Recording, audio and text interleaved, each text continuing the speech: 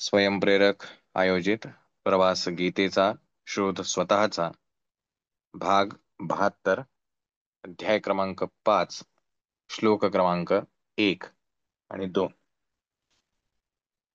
स्वयंप्रेरकचे आदर्शस्थान छत्रपती शिवाजी महाराज आणि स्वामी विवेकानंद यांच्या चरणी कोटी कोटी वंदन. आपले ब्रीद वाक्य all power is within you, you can do anything and everything. सर्व शक्ती ही तुझ्यामध्येच सामावलेली आहे. तू काहीही आणि सर्व काही करू शकतोस. आजच्या भागाकडे वळताना आपल्याला आपलंच प्रतिबिंब पाहिल्यासारखं वाटू शकतं. आपण मागच्या आठवड्यामध्ये चौथ्या अध्यायाची थोडीशी रिव्हिजन, काय काय आपण पाहिलं, काय शिकलो, काय अनुभवलं, अशा सगळ्याचा गोषवारा हा मागच्या भागामध्ये पाहिला. पण बऱ्याचदा आपली अवस्था अशी होते की दुसऱ्या अध्यायापासून आपण ज्या खऱ्या अर्थाने भगवंताचं ऐकायला सुरुवात केली आणि हळूहळू जसा जसा अध्याय पुढे घेत गेला, सांख्ययोग पूर्ण संपन्न झाला, त्यावेळेला असं वाटलं की कळलं मला, जे भगवंताला सांगायचं होतं, जे अतिशय गूढ असं ज्ञान जे आहे, जे सत्य असं ज्ञान आहे, ते अगदी मला समजलं. स्थितप्रज्ञावस्था काय आहे, व्यवसायात्मक बुद्धी काय आहे, आत्मा काय आहे, परमात्मा काय आहे, मी कसा अनित्य आहे, तो कसा नित्य आहे, अशा अनेक संकल्पना ज्या आहेत त्या आपल्याला कळल्या. पण जेव्हा आपण त्या प्रत्यक्ष जीवनामध्ये त्याचा अवलंब करायला लागतो, त्यावेळेला असं वाटतं, अरे बापरे, आपल्याला काही येतच नाही आहे. तर असं का? की मला तर सगळं कळलेलं आहे, मी ते दुसऱ्यांना सांगू शकतो, इतकं छान सांगू शकतो की लोकांना असं वाटतं की बापरे, आपल्याला किती ज्ञान आहे. पण तरी सुद्धा आपलं आपल्याला हे कळत असतं की आपल्याला आता काहीच कळलेलं नाही. तर हे कशामुळे आहे? तर याचं कारण की आपल्याला केवळ बौद्धिक स्तरावरती कळतं, शब्द कळतात, त्या संकल्पना वरवर आपल्याला बुद्धीच्या स्तरावरती कळतात. परंतु केवळ शरीराच्या स्तरावर, म्हणजे फक्त मेंदू हा शरीराचा भाग आहे, आपण तिसऱ्या अध्यायात बघितलं की बुद्धी हे सुद्धा इंद्रियच आहे. ही पंचेंद्रिय, ज्ञानेंद्रिय यांच्या पुरतं आपल्याला कळलं. शब्द वाचता येत आहेत, शब्द लिहिता येत आहेत, त्याचे अर्थ कानावरती पडतात, बोलता येतात. अगदी संस्कृत माहिती नव्हतं, वाचता येत नव्हतं, आता छान जमतं. हे सगळं त्या इंद्रियांच्या लेवलवरती आहे. म्हणजे थोडक्यात अज्ञान जे आहे, हे अज्ञान बाहेरचं नसून आतमध्ये आहे. आणि म्हणून केवळ बुद्धीच्या स्तरावर, केवळ इंद्रियांच्या स्तरावरती ती गोष्ट अवगत झाल्यामुळं त्याचा प्रत्यक्ष अवलंब करायला गेला की मात्र होत नाही. काही वेळेला असंही होतं की मला हे कळालंय, पण मला नाही कळालं. बघा, मला हे कळालंय, पण मला हे नाही कळालंय.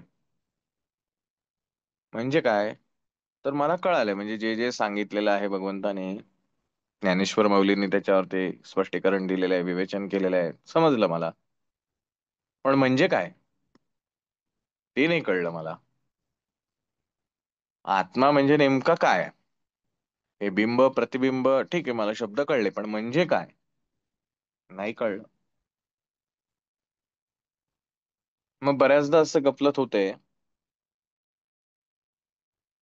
जसं पावसाचं शुद्ध पाणी जे अतिशय ढगामधून छानपैकी पडलेलं आहे, डोंगरावरती पडतं, झरे वाहतात, ओहोळ येतात.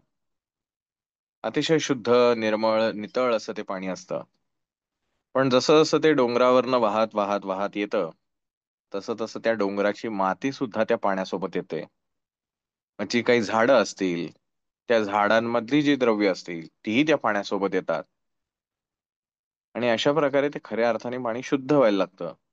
पण मग माती आल्यामुळे ते पाणी गढूळ होऊन जातं. म्हणजे मूळ पाणी होतं, जे पावसाचं पडलं होतं ढगामधून,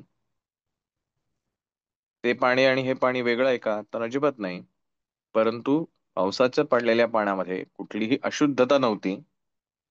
पण हे जे डोंगरावरून वाहत वाहत आलेलं आहे, त्याच्यामध्ये एक एक एक एक अशुद्धता येत राहते. मग पुढे माणसाच्या संपर्कात पाणी आलं की आणखीन अशुद्धता वाढत जाते.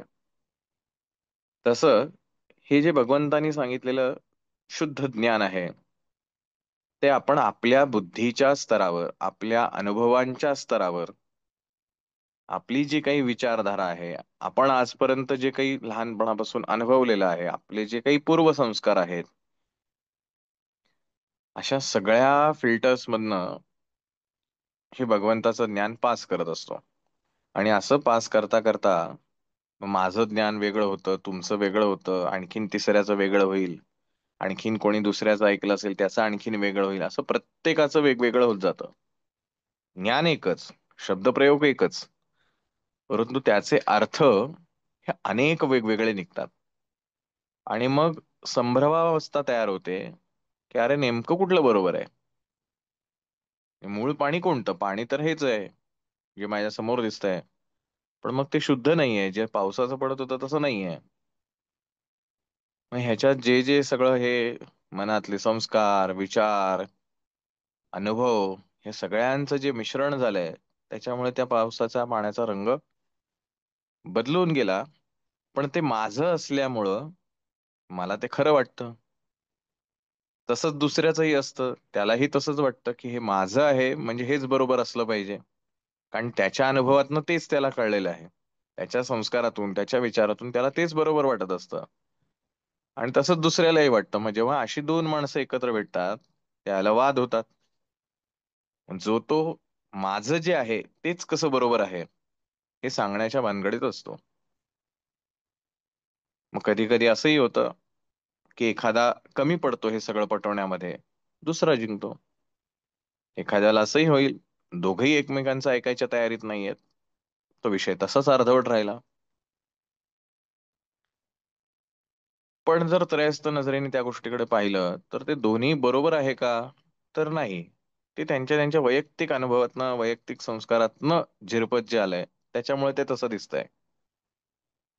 दोघही बिंब प्रतिबिंब सांगतायत. म्हणजे ज्ञानेश्वरी वरती प्रवचन करणारे अनेक कीर्तनकार, महाराज, प्रवचनकार, अनेक मोठे मोठे लोक होऊन गेले, साधू संत होऊन गेले.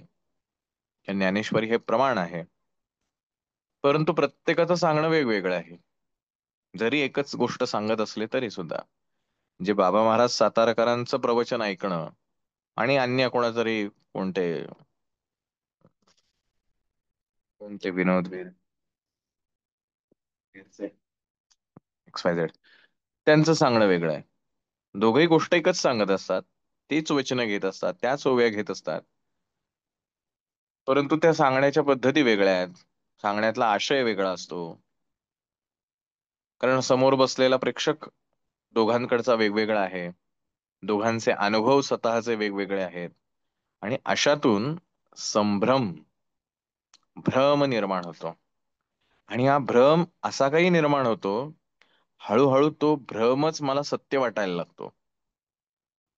मग जरी मला एखाद्याने सत्य गोष्ट समोर आणून दाखवली, तरी मला असं वाटतं की नाही नाही, हा जो भ्रम आहे तेच खरं आहे.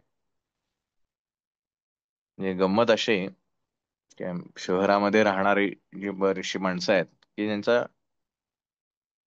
शेती, गावखेड्याशी काहीच कधी संबंधच राहिलेला नाही, अशांना जर विचारलं पाणी कुठून येतं, तर ते म्हणतात नळातून येतं.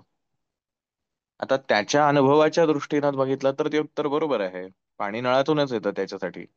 याला कधी माहितीच नाही नदी काय असते, झरा काय असतो, ओढा काय असतो. त्याने कधीच पाहिलेलं नाही, अनुभवलेलं नाही. त्याच्यासाठी नळ चालू केला की पाणी येतंय, हेच त्यासाठी सत्य आहे.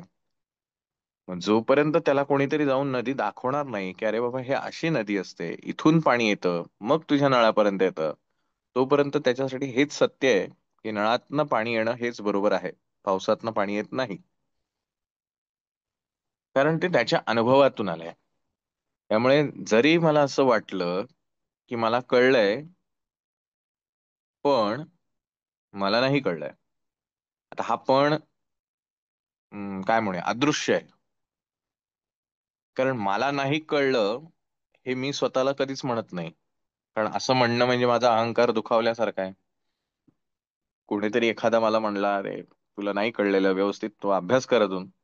बघा मला शिकवायला लागला आता. कारण माझा अहंकार दुखावला जातो तिथे. मी असा विचार नाही करत त्या क्षणी की का बरं असं तो म्हणत असेल, काय असू शकेल त्याच्याकडे, किंवा त्याला असं सांगण्यामागचा काय उद्देश असेल. प्रयत्न करून बघूया, आणखीन अभ्यासून बघूया, असं होत नाही. कारण आपण भ्रम या अवस्थेमध्ये असतो. आणि म्हणून गीता ही कितीही जन्म वाचली तरी ती कळली असं म्हणणं फार धारिष्ट्याचं ठरेल.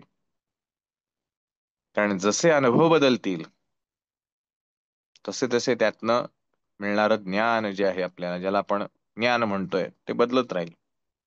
मग आपण या आठवड्यामध्ये गुरुपौर्णिमा साजरी केली. आपल्या आपल्या गुरूंना आपण वंदन केलं, पूजन केलं. पण मुळात गुरु म्हणजे काय? सध्या युट्यूबमुळे आणि युट्यूबच्या प्रभावामुळं गल्लोगल्ली गुरु झालेले आहेत. प्रत्येकाकडे इतकं भरभरून ज्ञान आहे की त्याला असं वाटतं मी कुठे कुठे आणि किती किती वाटू. त्यामुळे स्वाभाविकपणे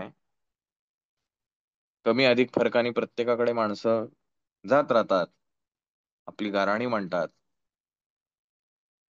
आणि मग त्या माणसाला असं वाटायला लागतं, ज्यांनी कोणी तो त्या लोकांचं मार्गदर्शन करतोय, की बघा माझ्यामुळे यांना आयुष्यात दिशा मिळतेय. आणि मग असे स्वयंघोषित गुरु जे आहेत, यांचे युट्यूबर फॅन्स, सबस्क्रायबर आजच्या भाषेमध्ये हे वाढायला लागतात. आणि आपल्याला वाटतं की अरे बापरे, एवढे सबस्क्रायबर म्हणजे हा माणूस चांगला असला पाहिजे. नुकतीच पुण्यात घडलेली घटना आपल्याला सगळ्यांना कदाचित परिचित असेलच. आणि मग त्याच्यातनं माणूस वाहवत जातो, कारण उद्देश एवढाच की गुरु म्हणजे नेमकं काय, कोणाला गुरु म्हणावं, याची कल्पनाच मला नाही आहे. माझं दुःख जो दूर करेल तो गुरु, मला जो चार चांगल्या गोष्टी ऐकवेल तो गुरु, अशी एक सर्वसाधारण व्याख्या मनुष्यांमध्ये करण्यात आलेली आहे. आणि त्याच्यामुळे गफलत अशी होते की तो माणूस त्या अशा बुवा बाबांच्या नादी लागतो, वाहवत जातो. आणि नंतर वेळ निघून गेल्यानंतर उपरती होते की अरे बापरे, आपण खूप मोठी चूक केली.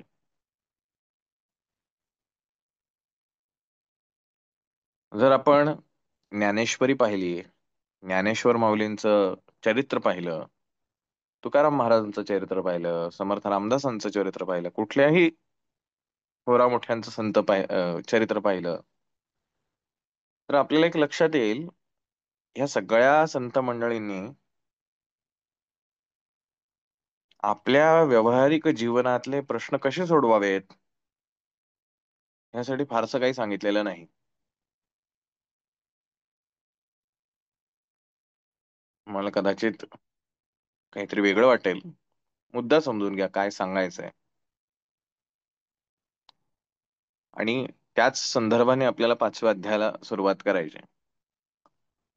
तर ह्या सगळ्या संत मंडळींनी सत्य काय आहे हे सांगितलं. ज्ञानेश्वर माऊलींनी सांगितलं, तुकाराम महाराजांनी सांगितलं, समर्थ रामदासांनी सांगितलं, सगळ्या संतांनी सांगितलं सत्य काय आहे. तुम्ही सत्याची कास धरा, मग प्रपंच आपोआप हलका होऊन जाईल. पण प्रपंचाचा गाडा ओढायचा म्हणून परमार्थ जर करत असाल, तर मात्र प्रपंच जड होत जातो. कारण हा प्रपंच कधीही न संपणार आहे. त्यामुळे या संतांनी कुठले उपाय, हे करा ते करा, ह्या गोष्टी न सांगता सत्य सांगत राहिले. मग असं सत्य सांगणारा जो आहे, तो गुरु किंवा तो सद्गुरू. आणि हे सद्गुरू जे आहेत, हे ज्ञान आपल्या शिष्यांना देतात. जसं आपण सर्व सेवेकरी आहात बरेचसे. सद्गुरू पिठले महाराजांनी मोरे दादांना सांगताना असं सांगितलं, ज्ञानाची पाणपोई घाला, थोडक्यात ज्ञान वाटा. पण माणूस हा असा प्राणी आहे की तो म्हणतो माझी पहिले दुःख सोडवा, मग मी ज्ञान घेतो. म्हणून प्राथमिक जी गोष्ट आहे, की ही भ्रमावस्था जी आहे, ज्याला मी खरं मानतोय, हा भ्रमाचा भोपळा फोडण्याचं काम हे सद्गुरूंचं आहे. की ज्या आरशावरती मी इतकं प्रेम करतोय, की जो आरसा मला रोज माझं चेहरा दाखवतो, माझं शरीर दाखवतो, कसा दिसतोय मी, किती छान दिसतो, ज्याच्यामुळे मला मी स्वतःला पाहू शकतो. नाहीतर मला माझे डोळे माझे स्वतःच्या डोळ्यांना नाही पाहू शकत, मला काहीतरी प्रतिबिंब लागतं. पण तो आरसा म्हणजे भ्रम आहे. आणि मग हे सद्गुरू एका एका दिवशी हा आरसाच फोडून टाकतात, की अरे स्वतःला पाहायचं असेल तर बाहेर नाही, आत पाहायला शिक. आणि मग तिथून माझ्या ज्ञानाच्या प्रवासाला सुरुवात होते. ज्ञान होत नाही, सुरुवात झाली. आणि ही सुरुवात झाल्यानंतर शिष्य म्हणून आपण ज्याला गुरुपूजन करतो, तर ती फक्त सुरुवात आहे. हे गुरुपूजन करणं, आपण असं म्हणूया की शाळेत ऍडमिशन घ्यायची कशी एक प्रोसेस असते, की फॉर्म भरा, फी भरा, वगैरे वगैरे, जे काय फॉर्मॅलिटीज असतील त्या. तर त्या फॉर्मॅलिटीज करणं म्हणजे शाळेत सगळं शिकणं असं नाही. तर ती केवळ एक फॉर्मॅलिटी आहे, औपचारिकता आहे, जेणेकरून तुम्ही शाळेत प्रवेश घेतला. आता ह्या प्रवेशानंतर तुमचं खऱ्या अर्थाने शिक्षण सुरू होतं. आणि त्या शिक्षणामध्ये शिक्षक आपल्या पद्धतीने शिकवत राहतात, मुलं आपल्या पद्धतीने शिकत राहतात. मग जो चांगला शिकेल, तो चांगले नंबर मिळवतो, चांगला पुढे जातो, त्याच्या त्याच्या वैयक्तिक जीवनामध्ये कर्तृत्व गाजवतो. तसं हे गुरुपूजन झालं म्हणजे सुरुवात झाली. प्रोसेस जी आहे, प्रक्रिया जी आहे, त्याला सुरुवात झाली. मग आता मला काय करायचं आहे, तर माझ्या गुरूंना, म्हणजे माझ्या गुरूंनी शाळा का काढली आहे, तर ज्ञान देण्यासाठी. मग ते ज्ञान घेण्यासाठी मी स्वतःला पात्र बनवतो का, ही माझी प्रक्रिया मला वर्षभर चालवायची. जर मी स्वतःला ते घेण्यासाठी, जे देण्यासाठी गुरूंनी माझी शाळा उघडली आहे, ते घेण्यासाठी जर मी पात्र ठरलो, तर मला गुरु त्या वर्षाचं ज्ञान जे असतील ते देतील. जर मी त्या वर्षभरात ती प्रक्रियाच फक्त गुणगान करत राहिलो, बघा मी कशी फॉर्म भरलाय, बघा मी ऍडमिशन भरली, पण शाळेतच जाणार नाही, मी पुस्तकं बघणार नाही, वह्या काढणार नाही, काहीच करणार नाही, का मला काही गरज नाही, मी आता ऍडमिशन घेतलीये, असं म्हणून मी वर्षभर शाळेतच गेलो नाही, अभ्यासच केला नाही, पुस्तकही वाचली नाहीत, ज्याला वर्ष समाप्तीची वेळ येईल, त्याला शिक्षक म्हणतील की अरे तुझी योग्यता नाही, तू पुन्हा याच वर्गात बसणं अपेक्षित आहे, पुन्हा फॉर्मॅलिटीज कर, पुन्हा फी भर, जी काही प्रक्रिया आहे ती पुन्हा करावी लागेल. म्हणजेच केवळ गुरुपूजन झालं म्हणजे सगळं काही झालं असं नसून, ती एक सुरुवात आहे, कारण तिथून ज्ञान घ्यायचंय. नाही तर गुरु कशाला करायची गरज आहे. जर आपल्याला ज्ञान असेल तर आपल्याला गुरूंची आवश्यकता नाही, आपण स्वयंघोषित गुरु होऊ शकतो. पण ही जी संभ्रमावस्था जी आहे, हे जे अज्ञान आहे, दोन वेगवेगळ्या गोष्टी आहेत, संभ्रम आणि अज्ञान. म्हणजे आपल्या आयुष्यामध्ये अशी काही प्रिय लोक असतात आपल्या जीवनातली, मित्र मैत्रीण भाऊ बहीण कोणी पण, की ज्यांचं स्मरण किंवा आठवण आहे आपल्याला कधी येत नाही, असं होत नाही, निमित्तानं काही ना काहीतरी आपण आठवण काढतच राहतो. मग कधीतरी ती व्यक्ती समोर भेटली की तो विचारतो, काय तू भेटत नाही, फोन नाही करत, काय आठवण आहे की नाही माझी. मग आपण त्याला लागलीच उत्तर देतो, अरे असं कसं, आठवण नाही म्हणजे रोजच मला तुझी आठवण येते, फोन नाही केला म्हणून काय झालं. म्हणजे स्मरण करणं. मुद्दा समजून घ्या काय म्हणायचंय. संभ्रम आणि विस्मरण यांच्यात अंतर आहे. की मी विसरलोय आणि मला भ्रम झालाय. ह्या दोघांमधलं अंतर सांगण्याचा मी प्रयत्न करतोय माझ्या परीनं.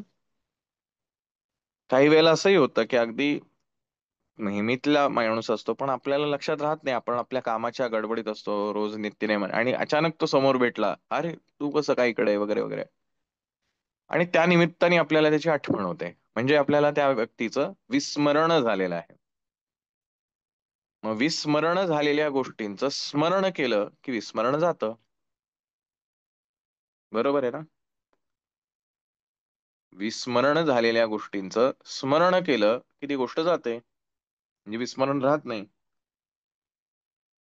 काय वाटतं, बरोबर आहे?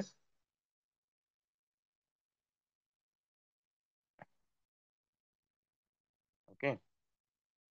पण जर मला भ्रम झाला असेल, म्हणजे एक्स नावाचा माझा एक मित्र आहे आणि मी त्याला वाय समजून चाललोय, मला भ्रम झालाय की तो एक्स नाहीये, वायच आहे, आणि मी त्याच्याशी वाय प्रमाणेच वागतोय. जर माझी वायशी चांगली दोस्ती असेल तर मी त्या एक्स वाल्याशी वाय प्रमाणे वागणार, छान प्रकारे वागणार. जर माझं वायशी वाकडं असेल तर मी त्या एक्स वाल्याशी वाकड्या पद्धतीने बोलणार. तो एक्स वाला म्हणतो, अरे हा असं का वागतोय, काहीतरी गफलत होतीये. तो मला सांगू पाहतोय की अरे मी वाय नाहीये, मी एक्स आहे. मी म्हणतो, हे काही पण सांगू नको, तू वायच आहेस. आता हे विस्मरण आहे की भ्रम आहे?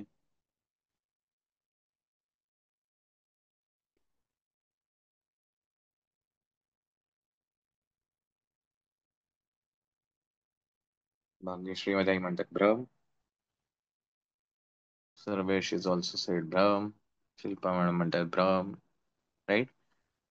आता जर तो भ्रम असेल तर त्याला आठवण काढून काही बदल होणार नाही. त्याला काय करावं लागेल, जागेवरती आणावं लागेल त्याला. म्हणजे काय, जाग करावं लागेल त्याला. मग तो भ्रम जाईल. मग त्याला कळेल की अरे एक्स वेगळा आहे आणि वाय वेगळा आहे. दोघांमधला फरक समजून घ्या. मला ज्ञान आहे असा मला भ्रम झाला असेल तर मला जाग करावा लागेल तरच तो भ्रम सुटेल. नाही तर मी त्या भ्रमातच राहणार कायमस्वरूपी, मला जे वाटते तेच बरोबर आहे. पण मला ज्ञान, म्हणजे ज्ञान ही जी काही गोष्ट आहे ह्याचं विस्मरण झालेलं आहे, की अशी पण काही गोष्ट असते. तर मला त्याचं स्मरण करावं लागेल. स्मरण केलं की आपोआप ज्ञानाच्या गोष्टी आठवतील. जसं आपण, मी दरवेळेला म्हणतो की ज्या जो काही श्लोक असेल आपला सत्राचा, तो आधी वाचून या. का, आता त्या निमित्ताने त्याचं स्मरण होतं, कारण आपण काही रोज वाचत नाही त्यामुळे आपल्याला विस्मरण होणं स्वाभाविक आहे. तर किमान त्या दिवशी आपण ते वाचलं म्हणजे त्याचं स्मरण होतं, पुन्हा एकदा त्या गोष्टी आठवल्या जातात. पण जर मला भ्रम झाला असेल आणि मी चुकून गीतेच्या ऐवजी दासबोध उघडून बसलो आणि म्हणलं हा आजच्या 5व्या समासामधला हा श्लोक घ्यायचा आहे, तर मी त्याला कितीही सांगितलं तरी काय उपयोग होणार नाही. आणि मग आम्ही दोघेही भांडत बसू. मी म्हणेल अरे गीता काढतो म्हणतो ही गीताच आहे. तर तो भ्रमित झालेला आहे. ह्या दोन वेगवेगळ्या गोष्टी आहेत आणि ते आपल्याला जाणून घ्यायचंय. आणि हे सगळ्यांच्या बाबतीत होतं, कारण मन ही गोष्टच अशी आहे. हे इंद्रिय जे आहे हे असंच भ्रमित करणार आहे.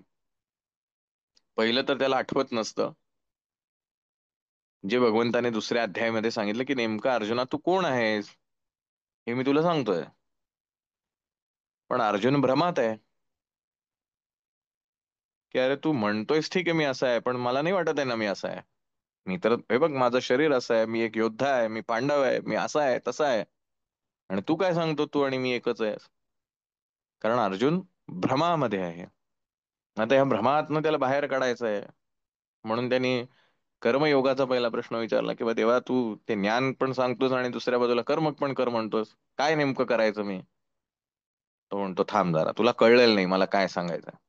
विमानात बसायचं याचा अर्थ रिक्षात बसू नको असं मी सांगितलेलंच नाही. रिक्षातनं बसून विमानापर्यंत जावं लागेल, कारण तो प्रवासाचा एक भाग आहे. मग तो तिसरा अध्याय झाला. कारण भ्रमातून बाहेर काढायचा आहे. जर अज्ञान असेल तर ज्ञान दिलं की आपोआप ती अज्ञान संपून जाणार आहे. म्हणजे मला कळलंय, पण मला ते इम्प्लिमेंट करता येत नाही, कारण मला अज्ञान आहे. मला कळलंय, पण मला नाही कळलेलं. म्हणजे नेमकं मला काय कळलं हेच मला कळलं नाही. तो भ्रम आहे. आणि अशी ही जी माया आहे, ही जी प्रकृती आहे, ही अशी भ्रमित अवस्था ही तयार करत राहते. दुसरी जी आहे ती अज्ञान आहे. आणि तिसरा अवस्था अशी होते की अच्छा मला कळलं बरं का, आता कर्मयोग असा असा असतो. असं असं कर्म केलायचं आणि विसरून जायचं. निष्काम कर्मयोग मला कळला. ज्ञान कर्म संन्यास योग चौथा अध्याय मला कळलेला आहे. काही भ्रम वगैरे काही नाही, मला एक्झॅक्टली कळलेलं आहे मला काय करायचं. पण जेव्हा मी कर्म करायला जातो त्यावेळेला सगळं विसरून जातो. आणि मी ते सगळं लक्षात ठेवतो, मीच करतोय, असं करतोय, तसं करतोय, आणि मग माझा अहंकार जागा होतो. मग आपण पाहतो तीर्थक्षेत्रांवरती जे माणसं जातात, खरं तर तीर्थक्षेत्रावरती येणारा माणूस हा पवित्र असला पाहिजे. पण तिथे धक्काबुक्की, मारामारी, शिव्या देणं, काय वाटेल त्या पद्धतीने चालतं.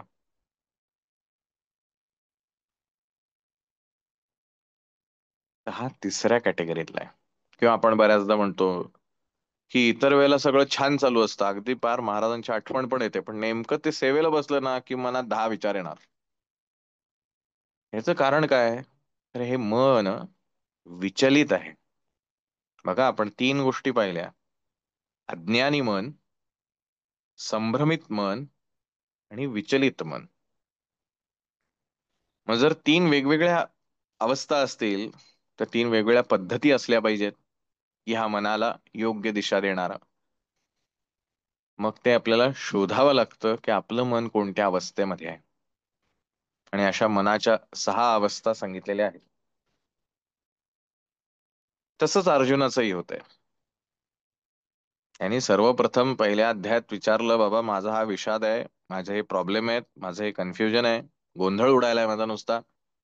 मी आलो तर खरं युद्धालाच, फार अगदी त्वेषाने उभा राहिलेलो आहे, पण आता समोर सगळे माझे लोक बघितल्यानंतर गलित गात्र झालो.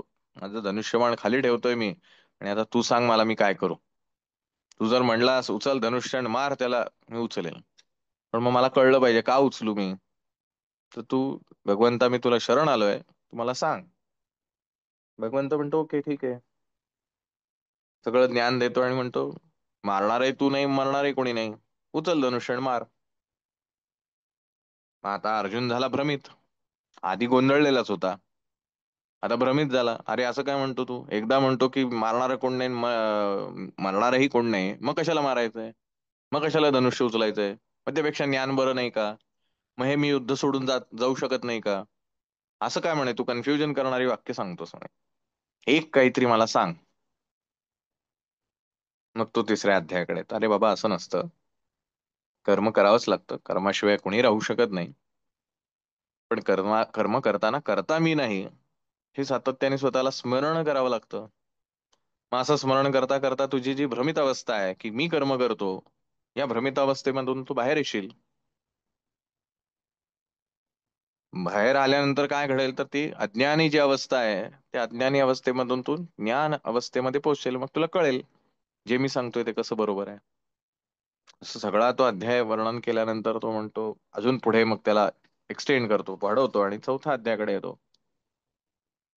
की ज्ञानयुक्त कर्म कर. जाणून कर काय करतोयस तू, काय साध्य होणार आहे त्यातनं. असं ज्ञानयुक्त कर्म कर, मग तुला कुठलंही कर्म केलंस तरी तू चालेल.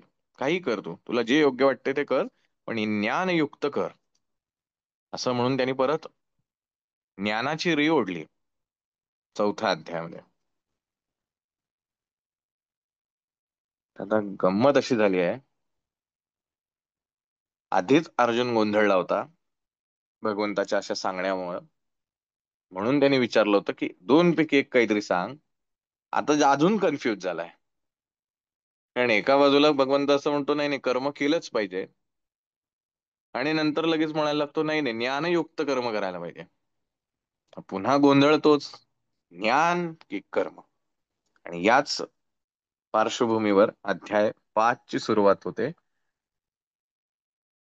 संन्यास योग किंवा कर्म संन्यास योग. आणि अर्जुन पहिला प्रश्न विचारतो.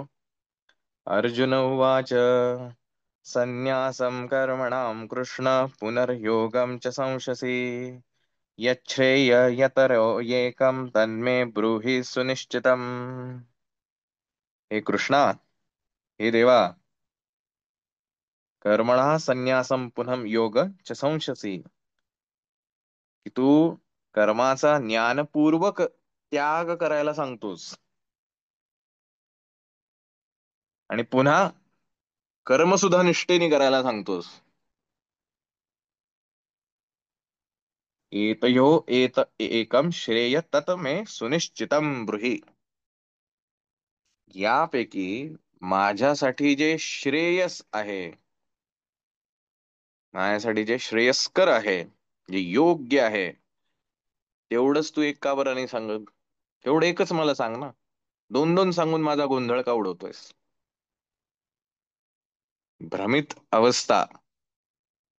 पण जे आता हे सगळं बोललो, अज्ञानी माणसाला ज्ञान देऊन ज्ञानी बनवता येईल, पण भ्रमित असलेल्या माणसाला ज्ञान देऊन उपयोग नाही. भ्रमित असलेल्या माणसाला जाग करावं लागतं. तसं अर्जुनाचं झालंय, भ्रमित अवस्थेमध्ये पडलाय. जर तो अज्ञानी असता तर दुसऱ्याच अध्यायात सगळं संपलं असतं. पण झालं, त्याला ज्ञान झालं. आपणही तसेच आहोत. आपल्याला गरजच नाही 3 4 5 6 7. जर आपण म्हणतोय मला हे कळलं, मग कळलं असेल तर पुढच्या अध्यायांची गरजच काय? म्हणजेच मला नाही कळलं. हे मला आधी स्वीकारावं लागेल की मला नाही कळलं, तरच मी पुढे जाऊ शकतो. म्हणून मी दरवेळेला जे म्हणतो की मला प्रश्न पडले पाहिजेत माझ्या माझ्या वैयक्तिक जीवनावरनं, की ठीक आहे भगवंत असं म्हणला, की अरे पण मला का असा अनुभव येत नाही, किंवा मला वेगळाच अनुभव काहीतरी येतोय, किंवा माझा असं असं एक त्याच्यावरचं काय म्हणूया स्पष्टीकरण आहे. असं जोपर्यंत होणार नाही तोपर्यंत तुम्हाला तुमच्या मनाची अवस्थाच अवगत होऊ शकत नाही की नेमकं काय. म्हणजे अंधाऱ्या खोलीमध्ये गेल्यानंतर भीती वाटणं स्वाभाविक आहे, की त्या खोलीत काय आहे नेमकं. सुरक्षित आहे, असुरक्षित आहे, कोणीतरी मला मारणार आहे का, माझा कोणी वाढदिवस करण्यासाठी म्हणून अंधार केलाय, मला नाही माहिती. अंधार आहे सगळा. किंवा एखादी काही वस्तू आहे का तिथं ज्याला मी धडकून पडू शकतो, मला कोणतरी मारू शकतं, कितीतरी गोष्टी आहेत. आणि ज्या क्षणी तिथं उजेड पडेल, एका क्षणात सगळी भीती संपून जाईल. म्हणजे मी जर अज्ञानी असेल तर ज्ञान होता क्षणी सगळं संपून जाईल. जे अर्थात ज्ञान सद्गुरूंच्या कृपेने होतं, जे आपण मागच्या अध्यायात बघितलं. पुस्तकं वाचून किंवा तीर्थयात्रा करून ज्ञान होत नाही. हे सद्गुरूंच्या कृपेनेच ज्ञान होतं. म्हणजे मी जर अज्ञानी असेल तर मला ज्ञान मिळालं की मला समृद्ध अवस्था येईल. मी जर भ्रमित असेल तर लाईट लावला तर मी गोंधळलेलाच असणार आहे. अरे बापरे, एवढा एकट्याच खोलीत एकटाच मी कसं काय, लाईट तर लागलेला आहे पण इथं कोणी लपलेलं असेल का, इथं काही असेल का, मला होत हा भासच होतोय का, हे सगळे विचार माझ्या डोक्यात चालू राहतील कारण मी भ्रमित आहे. जरी उजेड पडलाय त्या खोलीमध्ये तरी सुद्धा अरे असं कसं काय, एकट्याच मी कसा काय खोलीत आहे, असे अनेक प्रश्न मला पडू शकतात कारण मी भ्रमित अवस्थेमध्ये आहे. आणि जर मी विचलित असेल तर मात्र मी त्या खोलीत स्थिरावण्याचा एक क्षणभर पण विचार करणार आणि मी पहिलं शोधेल इथून बाहेर कसं पडायचं. पण मला बाहेर पडलं पाहिजे, त्याशिवाय मी सुरक्षित राहणार नाही, ही विचलित अवस्था आहे. म्हणजे प्रत्येक अवस्थेसाठीचे उपाय वेगवेगळे. तसं ह्याचं अर्जुनाची परिस्थिती झाली आहे. तो म्हणतो मी गोंधळलेला होतो की कर्म की ज्ञान, आणि तू आजचं काही गोंधळून टाकलंय. एका बाजूला म्हणतोस की बाबा ज्ञानयुक्त कर्म करायला पाहिजे, आणि एकदा ज्ञानयुक्त करायला लागलं की आपोआप त्या कर्माचा त्याग व्हायला लागतो. आणि दुसऱ्या बाजूला अतिशय निष्ठापूर्वक सांगतो, ठासून सांगतोस की नाही नाही कर्म करायलाच पाहिजे. बाबा रे असं नको करू. म्हणजे माऊली त्याच्यावरती फार छान विवेचन करतात. बघा माऊलींची ओवी कशी आहे, म्हणजे लढिवाळपणा जो आहे ना ज्ञानेश्वरीतला, तो फार सुंदर आहे. माऊली अर्जुनाच्या भावना व्यक्त करतायत. ऐके एक सरा ते बोधिजे, तरी एक निष्ठची बोलिजे. हे आणखी काय सांगिजे तुम्हा प्रती. काय म्हणतात माऊली तिथे, की अरे एकच काहीतरी, म्हणजे एखादा गोंधळलेला असेल तर त्याला एकच नेमकं काहीतरी तू मार्गदर्शन करायला पाहिजेस, की हे कर असं सांगायला पाहिजे. आता देवा, हे आम्ही तुला शिकवायला पाहिजे का? असं असं माऊली तिथे फार सुंदरतेने म्हणतायत. तरी याची लागी तुमते, म्या राऊळ असी विनविले होते. जेहा परमार्थू ध्वनी ते, न बोलावा. आणि म्हणून तो अर्जुन असं म्हणतो, की म्हणून देवा, मी तुला आधीच विनंती केली होती,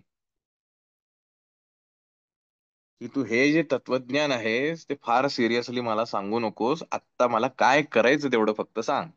माझा प्रश्न सरळ साधा आहे, लढू की नको लढू? एवढा साधा सोपा प्रश्न आहे. तू मला ती फिलॉसॉफी नको ऐकत बसू, एवढं सिरियसली नको सांगू. परी मागील असो देवा, आता प्रस्तुती उकलू देखावा.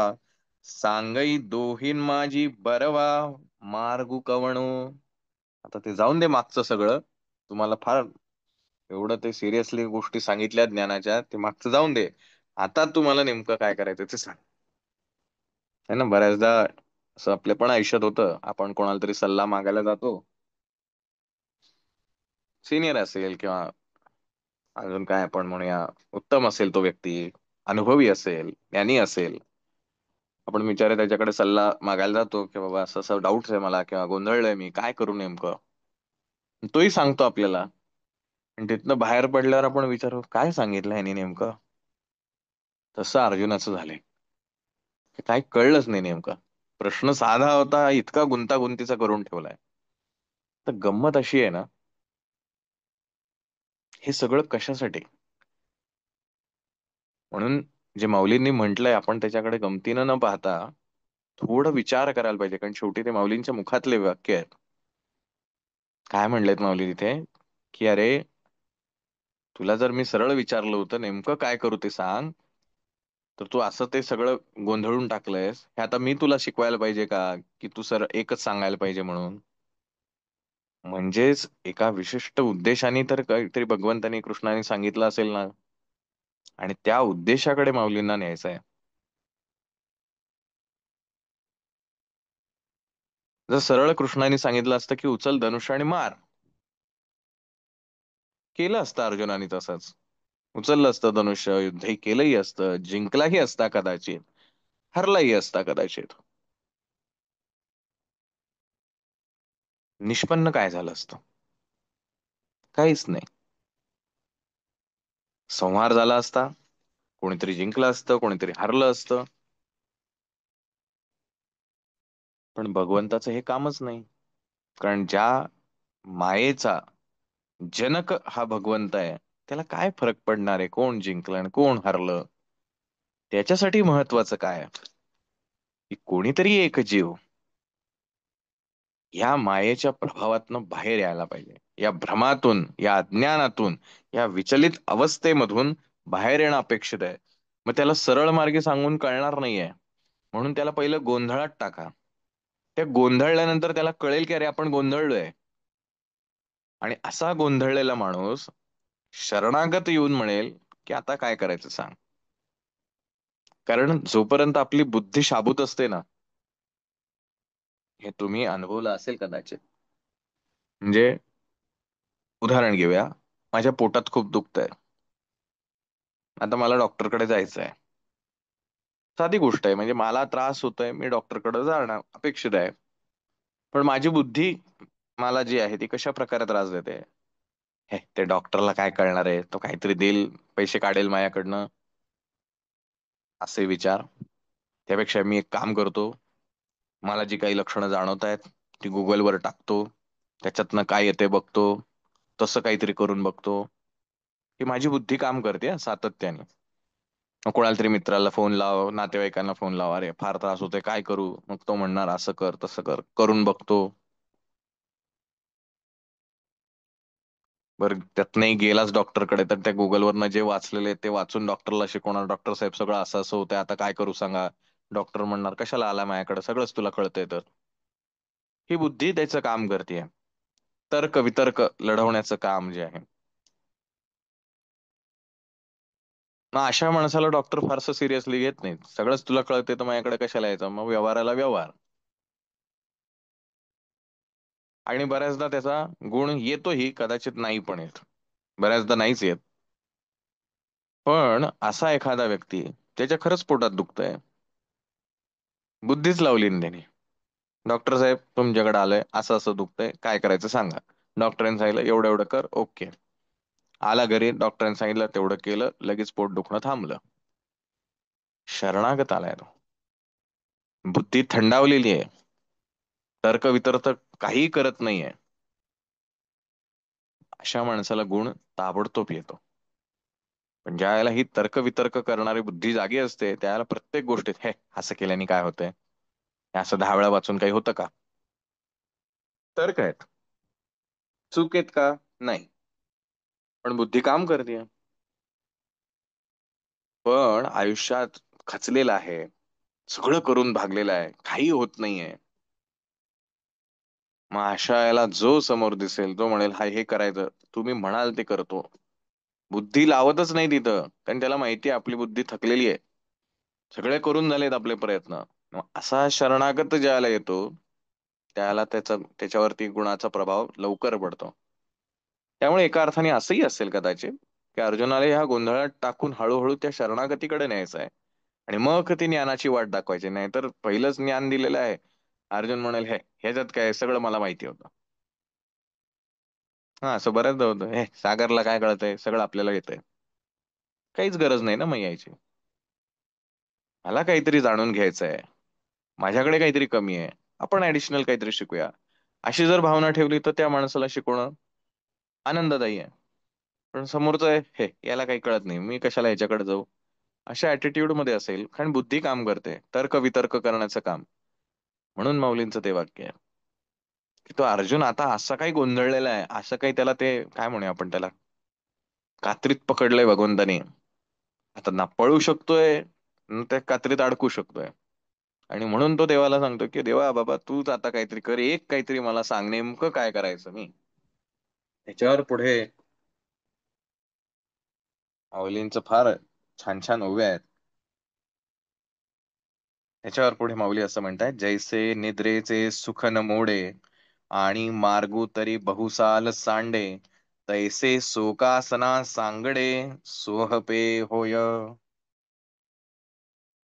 ती म्हणे तू असा रस्ता मला सांग ना, ज्या रस्त्यावरती प्रवास करताना माझी झोपमोड नाही व्हायला पाहिजे.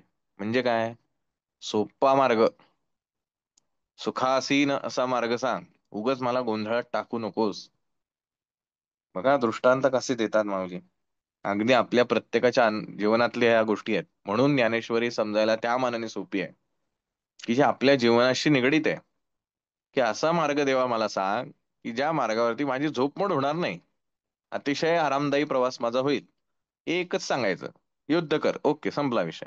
डोक्याला काय म्हणे आमच्या पुण्यात असं म्हणतो, डोक्याला शॉट नाही लावून घ्यायचा.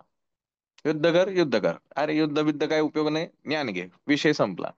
तसं म्हणे तू मला यामध्ये सांग. आणि मग त्यापुढे माऊली किती रसवाळ लढिवाळपणे किंवा रसयुक्त असं वर्णन करतात.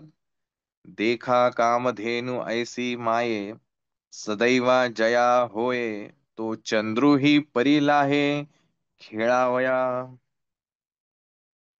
एखादी कामधेनुसारखी जर गोष्ट आई ज्याला लाभली, त्यांनी ह्याचं, कोण तो उपमन्यू,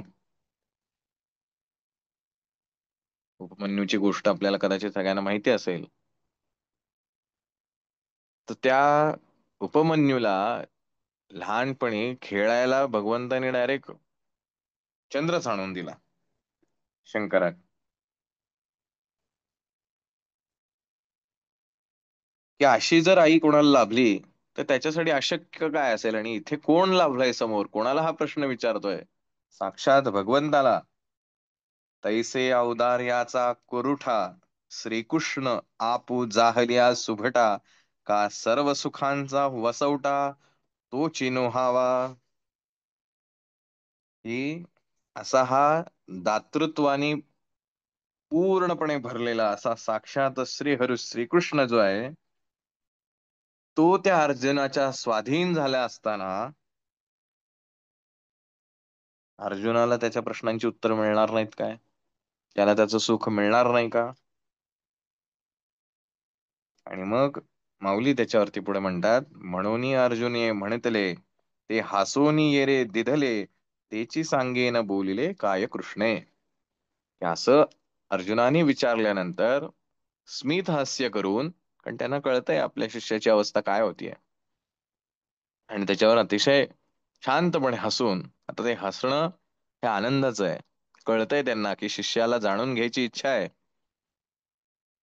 हसून जे कृष्ण त्याला उत्तर देणार आहेत, तेची सांगेन बोलिले काय कृष्णे, ते मी तुम्हाला सांगतो, असं माऊली म्हणून अध्यायाला सुरुवात करतात. की मी काही मंच सांगणार नाहीये, कृष्णाने जे अर्जुनाला सांगितले तेच मी तुम्हाला सांगणार आहे. तर दुसऱ्या श्लोकाकडे जाताना आपण थोडंसं याच्यावर आपलं आपलं चिंतन करणं अपेक्षित आहे, की आपण कोणत्या अवस्थेमध्ये आहोत. संभ्रमित, विचलित, की अज्ञान. मला सगळं वाटतंय, मला सगळं येतं, आता सगळं ज्ञान आहे मला तोंडपाठ, पण त्या व्यक्तीचं जर जीवन पाहिलं, त्याचं वागणं बोलणं पाहिलं,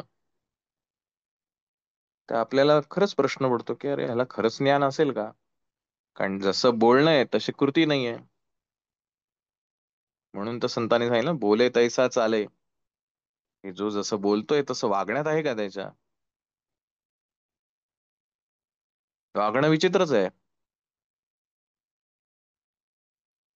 अहो, गुरु आजकाल गुरु होणं फार सोपं झालंय. चार दोन पुस्तकं वाचायची, इकडच्या तिकडच्या गोष्टी ऐकायच्या, छान छान बोलायचं, की शिष्य जमा करून टाकतात. पण जर त्यांचं वैयक्तिक जीवन पाहिलं, तर डोळे मिटलेलेच बरे आपले, असं वाटतं. कित्येक असे गुरु बाजारात आहेत, आजही आहेत, कालही होते, उद्याही राहतील. मग ही जी अवस्था आहे, की मला वाटतं मला सगळं येतं, माझ्यावरती म्हणजे तो पुण्यातला झालेला सीन, त्याची बातमी जी काय वाचली ऐकली, की म्हणे मला काय दिव्य दृष्टी प्राप्त झालीये, काय परमेश्वराची कृपाच झालीये. अंबानी रोज येऊन उठून सांगतो का आपल्याला, मी बघा किती करोडपती आहे, मी बघा किती करोडपती आहे? काही गरज नाही ना, कळतं आपल्याला बाहेरून बघून. जर एखाद्यावर खरंच अशी कृपा असेल, तो कशाला ओरडत सांगत सुटेल, माझ्यावर कृपा झाली, माझ्यावर कृपा झाली म्हणून? लोकांना कळतं की त्याचं वागणं बोलणं सगळं बदलतं, विचार बदलतात.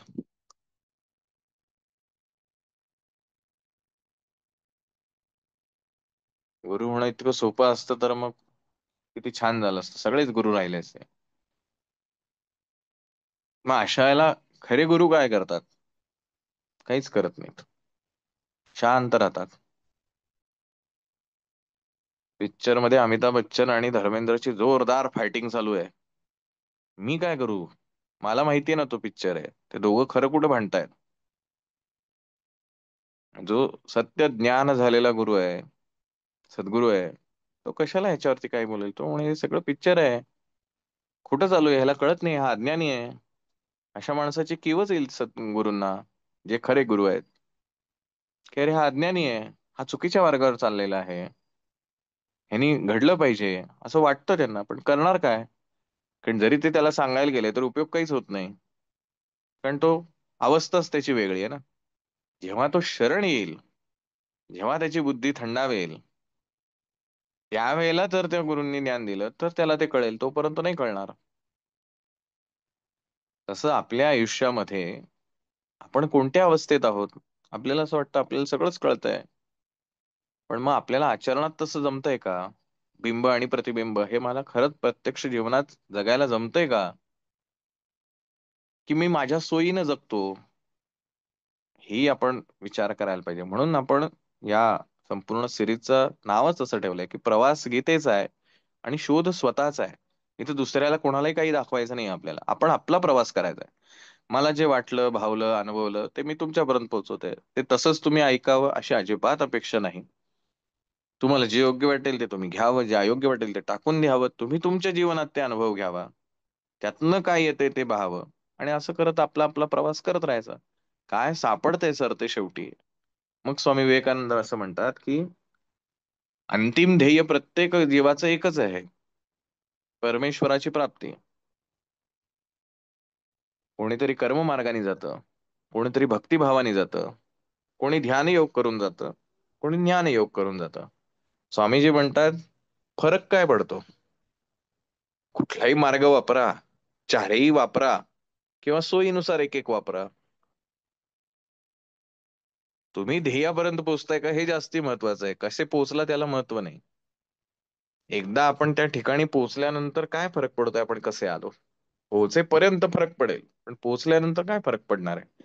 म्हणून स्वामीजींचं म्हणणं आहे की चारही वापरा किंवा तुम्हाला जो सोयीस्कर वाटतोय तो योग वापरा किंवा प्रसंगानुरूप कधी कर्मयोग वापरा, कधी ध्यानयोग वापरा, कधी ज्ञान चा उपयोग करा, जे तुम्हाला योग्य त्या त्या वेळेला वाटेल. आज तुम्ही फार सुदृढ अवस्थेमध्ये आहात, समृद्ध अवस्थेमध्ये आहात, कर्मयोग करा, नका जाऊ ते ज्ञानाकडं. तुम्हाला नाही इच्छा ती गोष्ट का भक्ती व्यक्ती नका करू, कर्मयोग करा, लोकांचं बरं करा. उद्या आयुष्यात कठीण परिस्थिती येईल, दुःखद परिस्थिती येईल. नाही आता तुमच्या हातात काही उरलेलं नाहीये, ठीक आहे ना, भक्ती योग करा, जावा शरण परमेश्वराला. काय हरकत आहे? नाही नाही, काल कसं तू देवाला नावं ठेवत होता, बरं काल ठेवत होतो. कालची अवस्था वेगळी होती, आजची अवस्था वेगळी आहे. आज मी भक्ती योग करतोय. आज माझं मन शांत नाहीये, मी ध्यानयोग काय करून उपयोग आहे? मग मी कर्मयोगाचा आधार घ्यायला पाहिजे, मी भक्तियोगाचा आधार घ्यायला पाहिजे, नामस्मरण करत राहायला पाहिजे. हळूहळू आता जरा माझं मन शांत झालंय, मग मी ध्यानयोगाचा उपयोग करायला पाहिजे. आता ध्यानयोग करता करता आता माझं मन एकाग्र व्हायला लागलंय. मग जर एकाग्र होत असेल तर तू ज्ञानाकडे जा. उद्या परत संभ्रमित झालास, पुन्हा गोंधळलास, पुन्हा कर्म आणि भक्तीकडे ये. हरकत काय? असं स्वामीजींचं म्हणणं आहे. म्हणजे मला व्यक्तिशः स्वामीजी का आवडतात?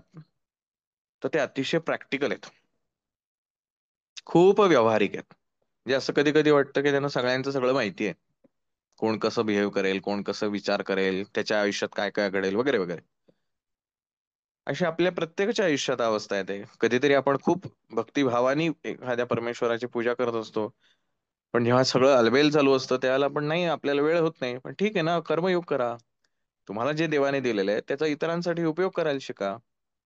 तोही एक योगच आहे, तोही परमेश्वराकडे जायचाच मार्ग आहे. पण तो निष्काम असला पाहिजे. माणिकचंद नको व्हायला. इकडे लोकांना गुटखा खायला लावायचा आणि नंतर लोकांना मदत करत बसायचे, काही उपयोग नाही ना. ज्यांनी नुकसान होतंय समाजाचं, अशा गोष्टी करून काय फायदा होणार आहे? तर मग मला कर्मयोग करता यायला पाहिजे. मग जर माझं विचलित मन आहे, एका जागेवर बसतच नाहीये, मी पूजा सुद्धा देवाची करताना शांततेपणे करूच शकत नाही. त्या पूजा फक्त कृती घडणार, भौतिक. कितीही जपमाळा करा, कितीही पारायण करा, कितीही तीर्थक्षेत्र करा, काहीच उपयोग होणार नाही, कारण माझं मनच विचलित आहे. मग अशा विचलित मनाचं कारण काय आहे? की माझं चित्त अशुद्ध आहे, मन अशुद्ध आहे. जे परवा एक कुठलं बरं पुस्तक वाचत होतो मी. हा, शंकराचार्यांचं एक पुस्तक आहे विवेक चूडामणी म्हणून, फार सुंदर आहे. त्याच्यात त्यांनी छान सांगितलंय की म्हणे मन बुद्धी चित्त अहंकार हे असं काही वेगवेगळं नसतं म्हणे. हे सगळ्या अंतःकरणाचा एक भाग आहे. आपल्याला समजावं म्हणून आपण चार पद्धतीने वेगवेगळं वापरतो.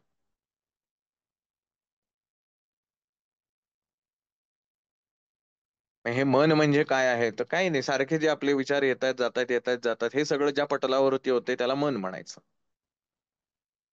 मग असे हजारो विचार येतात, त्यातले चार विचारांना आपण घट्ट पकडतो आणि त्याच्यावरती निर्णय घेतो, तिथं बुद्धी येते. मग असे जे काही हजारो विचार येतात त्यातनं चार गोष्टींवरती आपण दृढ होतो आणि त्याच्यावरती ऍक्शन करतो, त्याच्यातनं अनुभव घेतो. हे सगळे अनुभव जिथे साठवले जातात त्याला चित्त म्हणायचं. आणि अशा चित्तात गोष्टी अनुभवांच्या साठवल्यानंतर असं सगळं वाटतं की हे माझं आहे. त्याला अहंकार म्हणायचं. पण आहे मात्र एकच ते अंतःकरण. त्याचे चार भाग आपण समजून घ्यायचे. ते काही प्रत्यक्ष असे चार भाग दाखवता येत नाहीत. तसं हे विचलित मन जर असेल तर तुम्ही त्या सेवा उपासना करण्यात काही अर्थ नाही. त्यापेक्षा सुरुवात कुठून करा? चित्तशुद्धीकडे करा. निस्वार्थी लोकांसाठी हेल्प करायला सुरुवात करा. काय जे मिळेल त्यांनी सुरुवात करा. प्रत्येक वेळेला का पैसेच द्यायला पाहिजे असातला भाग नाही. स्वतः शरीराने तिथे खपा. चार गरीब लोकांसाठी काहीतरी करण्याचा प्रयत्न आहे. जे योग्य वाटेल ते. त्यातनं कदाचित मन थोडं शांत होईल. जे मला स्वतःला काहीतरी वेगळं वाटत होतं, माझं जीवन, माझं असं, माझं तसं, माझं चांगलं, माझं वाईट, हे जे सगळं अहंकाराचं सगळं गडबड चालली आहे, ती जर आता थोडी शांत होईल. कारण मी अनेक दुःखित लोकांना पाहिल्यानंतर माझं मन आपोआप नीरस व्हायला लागतं. मग असं शांत झालेलं मन मला जपजाप्य करायला अधिक मदत करून जाईल. मग त्यावेळेला माझं एकदा मन आता अशा पद्धतीचं झालं तयार. मग जप करावा. मग असं नामस्मरण, पूजापाठ, तीर्थयात्रा असं करता करता ह्या अवस्थेमध्ये मला त्या देवाविषयी गोडी वाटायला लागते, आवड वाटायला लागते. या आवडीतून निर्माण होतो तो भाव की अरे आहे तो देव, त्या देवळात तो देव आहे, या माळेमध्ये मी जप करताना तो देव असतो तिथे. हा भाव माझा आपोआप तयार व्हायला लागतो. मला त्यासाठी पुस्तक वाचून भाव तयार होत नाही. कोणीतरी समोरचा सांगतो म्हणून भाव तयार होत नाही. तो आपोआप आतून व्हायला लागतो. कारण ते प्रेम वाढायला लागतं. कोणीतरी सांगून हा याच्यावर प्रेम कर रे आजपासून, असं कधी प्रेम होतं का? नाही होत. हे स्वाभाविक आहे, आंतरिक असतं. कधी कधी एखाद्या अनोळखी व्यक्तीला पहिल्या क्षणी भेटता वेळ क्षणी आपल्या त्याचं त्याच्यावरती आपलं प्रेम जडतं. आणि अगदी आपण त्याच्याशी क्लोज होऊन जातो. मग तो मित्र असेल, मैत्रीण असेल, प्रेयसी असेल, प्रियकर असेल, नवरा असेल, बायको असेल, कोण असेल तो असेल. काही नसतं त्यासाठी, कधी संवाद नसतो, काही नाही, पण एकदम एका क्षणात त्याचे होतं. आणि काही वेळेला सोबत राहून राहून सुद्धा कधीही त्याच्याविषयी आपल्याला आत्मीयता वाटत नाही. बऱ्याचदा आपल्या नातेवाईकांच्या बाबतीत आपले असे अनुभव असतील. आहेत नातेवाईक पण आपल्याला काही त्यांच्याशी वाटत नाही. नाही येत ना प्रेम. मग ते काही ठरवून असं म्हणता येत नाही, नाही नाही आजपासून या नातेवाईकावर प्रेम करायचंच. नाही होत असं. म्हणजे ही अवस्था जोपर्यंत येत नाही, मग ती अवस्था येण्यासाठी म्हणून जपजाप्य आपण करतोय की हळूहळू तो श्रद्धाभाव जागृत होईल. मग तो श्रद्धाभाव जागृत झाला की मग तुम्ही एक प्रेमाने फुल जरी वाहिलं, फळ जरी वाहिलं, काय वाटेल ते केलं, दोन हात जरी जोडले, तरी देव प्रसन्न होतो. कारण तो आता भक्तिपूर्वक आहे.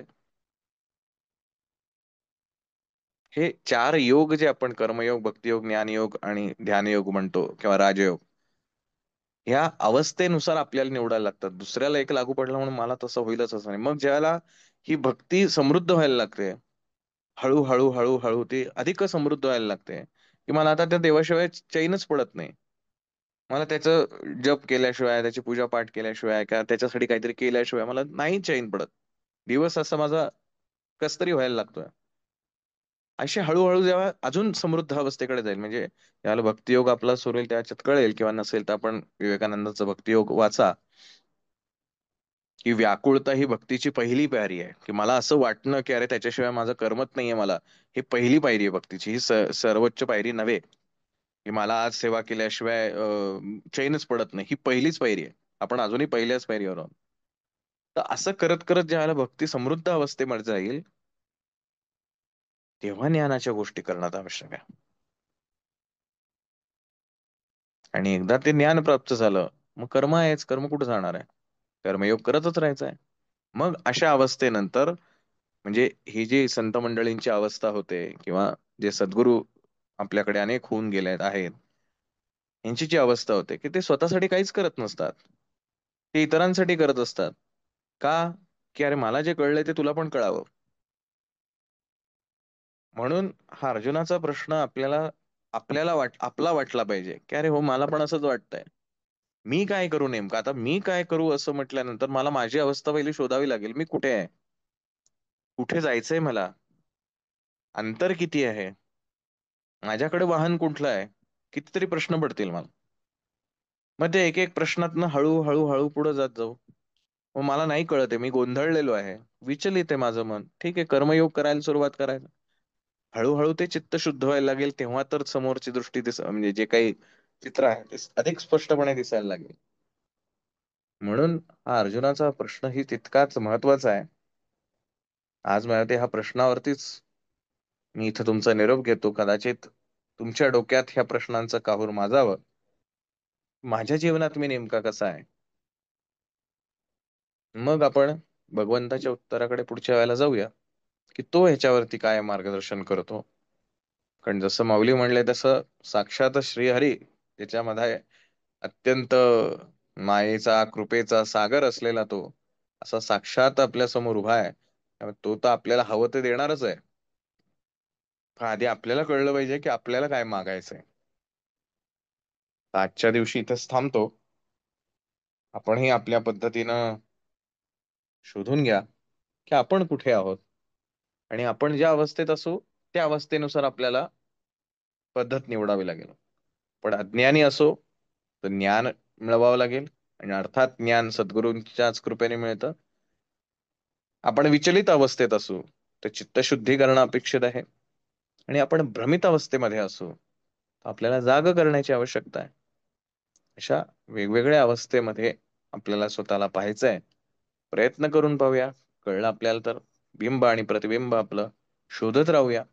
आपल्याला जे वाटतंय तेच ते खरं आहे, की आपणही एका भ्रमात आहोत की हे खरं आहे. आणि असा हा भ्रम सर्वात घातक, कारण तो कधीच जागृतीकडे येत नाही. म्हणजे स्वप्नामध्ये आपण जेव्हा असतो, एखादं भयानक किंवा अतिशय आनंददायी स्वप्न पडलेलं असतं, मग अगदी ते देवदर्शनाचं का असो ना, ते ज्या वेळेला स्वप्न पडलेलं असतं त्यावेळेला आपण भ्रमात असतो, त्यामुळे आपल्याला ते खरं वाटत असतं. आणि ते खरं वाटल्यामुळं आपल्याला आपल्या शरीरामध्ये, मनामध्ये तशी स्पंदने निर्माण व्हावी लागतात. मग जर भीतीदायक स्वप्न असेल तर कदाचित आपण जागे होतो, घामाघूम होतो, धडधड वाढते छातीची. का तर आपल्याला जे समोर बघत असतो ते खरं वाटत असतं. खरं तर तो भ्रम असतो, पण त्या भ्रमालाच आपण सत्य मानत असतो. ह्याच्याच विरुद्ध असेल तर एखादं छान, अरे मस्त फिरायला गेलोय कुठतरी, आणखीन काहीतरी करतोय, आल्हाददायक काहीतरी वातावरण आहे, वा वा वा मस्त आहे, पण तो पण भ्रमच आहे. जसंही झोपेतनं जागे होऊ, जाग आली की भ्रम संपला. बघा पटतंय का? अज्ञान असेल तर ज्ञान मिळालं की अज्ञान त्या क्षणी संपतं. भ्रम असेल, जाग आली की भ्रम त्या क्षणी संपतो. हे स्वप्न, एखादं भीतीदायक स्वप्न आहे, हे जावं की आता ही भीती नको मला, म्हणून मी किती आदळआपट करून उपयोग आहे का? नाहीये. स्वप्नात जागे व्हा, आपोआप जाईल स्वप्न. त्यासाठी वेगळं काहीच करायची गरज नाही. पण जाग येणं ही अशा भ्रमित अवस्थेमध्ये आवश्यक गोष्ट आहे. आणि जर विचलित असेल माझं मन, अशांत असेल माझं मन, तर याला काय करायचं? शांत व्हा. शांत कसं व्हायचं? या परिस्थितीतनं मला समजेल, जेव्हा मी माझ्यापेक्षा अधिक दुःखित असलेल्या लोकांकडे जाईल, त्यांच्याकडे पाहीन, तर मला वाटेल अरे माझं दुःख फार छोटं आहे, आणि आपोआप माझं मन शांत व्हायला लागेल. काय करायचंय आदळआपट करून? ठीक आहे. आणि असं शांत झालेलं मन मला अधिक भगवंताकडे लवकर घेऊन जाईल. म्हणून आपली आपली अवस्था आपण स्वतःलाच प्रश्न विचारूया, आपले आपलेच इन्क्वायरी करत राहूया.